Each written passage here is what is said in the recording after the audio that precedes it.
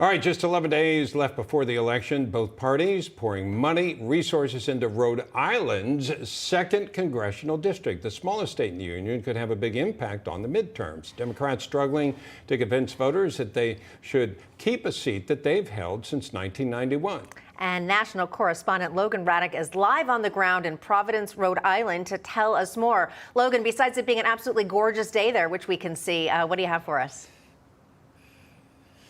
Well, Katrina and Bob, we know that New England isn't completely blue. You look at states like Massachusetts, Vermont, New Hampshire, they all have Republican governors, but it's a different story when it comes to Congress, especially here in the state of Rhode Island. You mentioned there hasn't been a Republican to represent Rhode Island in Congress since 1991. So over 30 years since that's happened, but both parties are putting a lot of money and time into this race. And a couple of weeks ago, in most of the polls that were coming out, Allan Fung, the former mayor of Cranston, Rhode Island, which is one of the biggest cities in the state, constantly ranked in the top 100 cities to live in the country. He held a lead for quite some time, but now Democrats released an internal poll showing a tie with their candidate, who is the state treasurer, Seth Magaziner. Now, in any case, it's a huge problem for Democrats in what was a northeastern blue stronghold here in Rhode Island. Both candidates are on track to spend a combined $8.2 million on broadcast advertisements in the final 2 months of this campaign. 5 new commercials came out on Tuesday.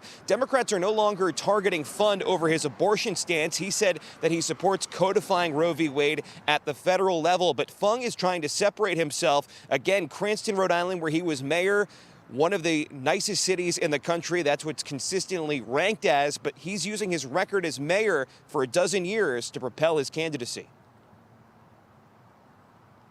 We'll bring common sense back to Washington, D.C., and bring our successful formula from Park Avenue and Cranston right to Pennsylvania Avenue. I'm not going to be that partisan answer, but I will be the Rhode Island answer to all of our challenges. And Seth Magaziner has been the treasurer here in Rhode Island since the middle of last decade. He actually was treasurer under former Governor Gina Raimondo, who's currently the Commerce Secretary, under President Biden. And here is what Magaziner said when asked where he would differ from Democratic Party leadership in Washington. Where have you disagreed with President Biden or Speaker Nancy Pelosi? Well, listen, I mean, unlike many in my party, I do support term limits, and I do support suspending the federal gas tax.